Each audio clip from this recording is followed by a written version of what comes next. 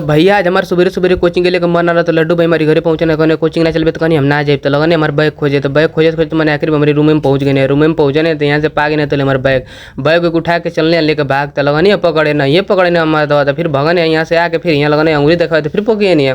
यहाँ पके नहीं था, नहीं धरे ना, फिर निखिल भाई के संगे चल देनी थी। यहाँ गई तो निखिल भाई अपन बैग लेने अपने घर से बैग लेके लगना प्रिंस भाई का वेट करे, प्रिंस भाई का वेट करे तो नहीं तो पाग नहीं काटा लगनी लड्डू की पिछवाड़ा में खोदे, लड्डू की पिछवाड़ा में खोदने तो लगने ताके ताका मती, फिर यहाँ पा गए नहीं तो ले हम ठेला ठेला पहनी है, तो यहाँ से लगन या ठेला लेके ढकेले करके फिर यहाँ ठेला खड़ा कर देनी है, खड़ा उड़ा करके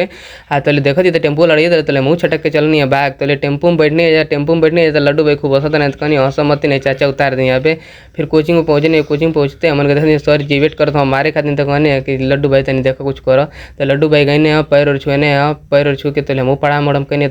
चाबी भी लेके गई नहीं, ताला खोले तो ताला वाला खोलो तो नहीं, तो हम पहुँच गए नहीं, उनके लग गए पहुँचा नहीं है, तो करीब से लगन काटा खो दे, फिर इनका पिछवाड़ा में तो फिर ताकत नहीं, फिर इन्हें प्रिंस